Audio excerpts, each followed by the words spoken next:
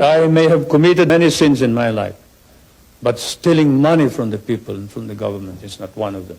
You know, when I proclaimed martial law, I didn't proclaim martial law alone. It is made to appear as if I just signed the decree and said, I impose martial law on each and every one of you. No. I asked the legislature to please pass a law proclaiming martial law because there was anarchy in the country. Now, let me say this. The opposition was strong.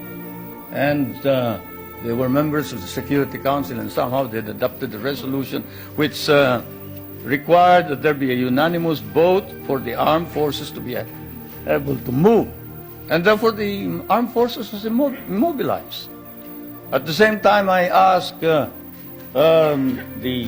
opposition party to come and join me in a coalition government. I offered one half of the cabinet. And of course they laughed at me and said, why should we join you? We're going to take over the government. By the time you are through with the exercise, you're dead, politically and otherwise. So, and they refused to join me. I asked the advice of the judiciary. I asked the Supreme Court justices, the Court of Appeals justices, and the members of the private sector.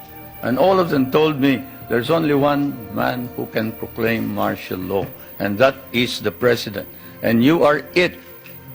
You are the only one who can proclaim martial law. This is why I must carry this particular mark in our history. I could not have transferred it to the legislature. Why? Because the legislature did not have the power. What does the Constitution provide?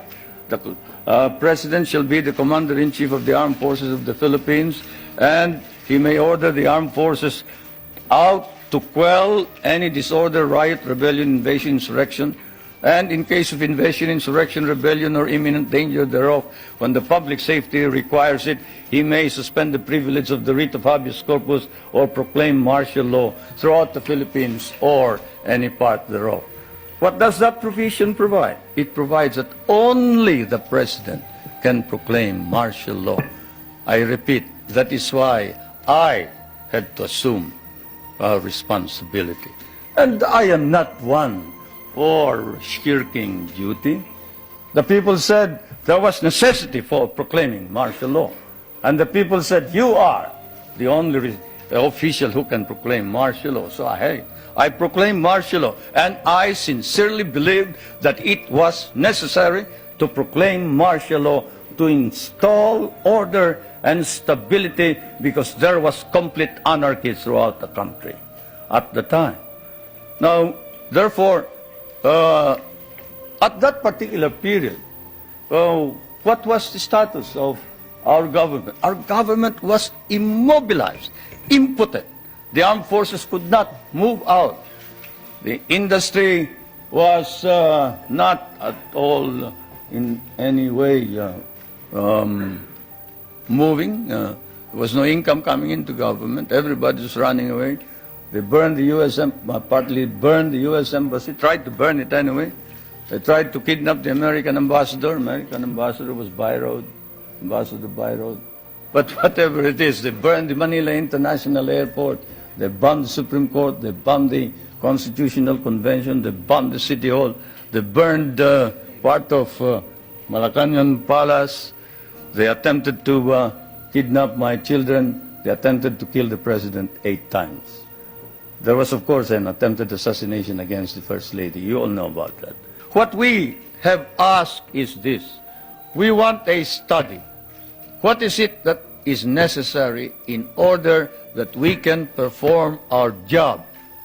You and I know that if the Philippines is attacked, the United States is not necessarily bound to immediately react because the provision of the Mutual Defense Pact is that you will immediately take steps as is necessary to meet the contingency in accordance with your constitutional processes. What does that mean? That means that you go to the Senate and the House of Representatives. What does that mean? That means delay while we are dying there. 75% of our cities were devastated in the last war. we lost 1,000,000 men. Shall I quote you the statements of Roosevelt and MacArthur that every Carabao will be paid for? Shall I tell you that the veterans who were inducted into the USAF, the United States Armed Forces of the Philippines, of the Far East, your armed forces, were paid only one-half the salary of your soldiers? Shall I tell you that we almost turned communists because you refused to recognize us? Shall I tell you that I had a difficult time stopping my guerrillas, 25,000 of them from joining the communists, because precisely you sort of forgot that we had done the fighting for you, you know. And it is not fair to accuse the Philippines of any violation of human rights when there has been no violation. Though if there has been any violation, we punish those who have violated.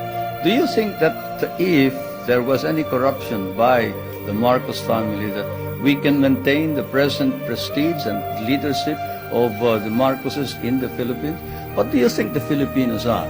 They are a very literate people.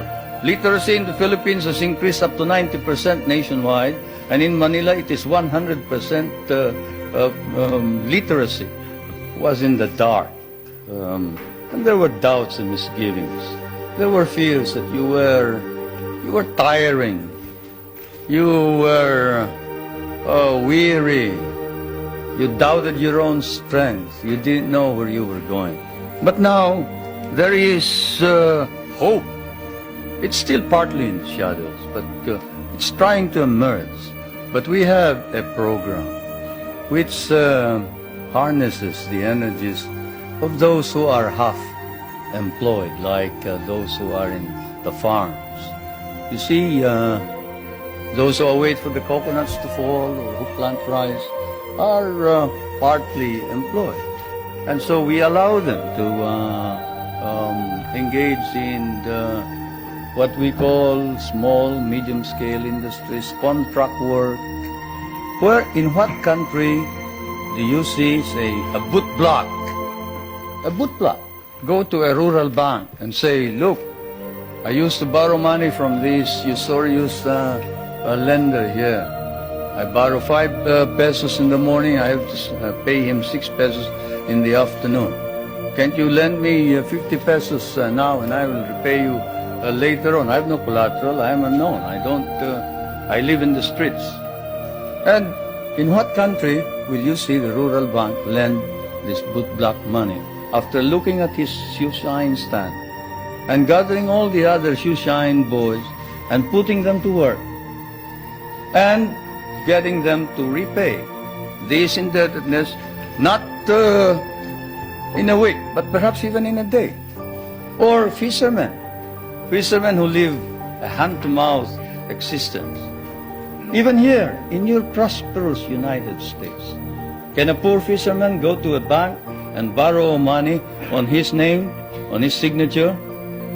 He cannot. But here in the Philippines, he can.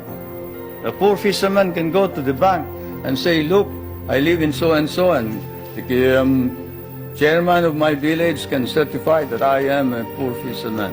And I would like to organize a group. Can you lend us 5,000 so I can buy a motor, I can buy a net, I can buy a small boat, and we can improve our earnings. And under our laws, we have set aside funds which then are lent out.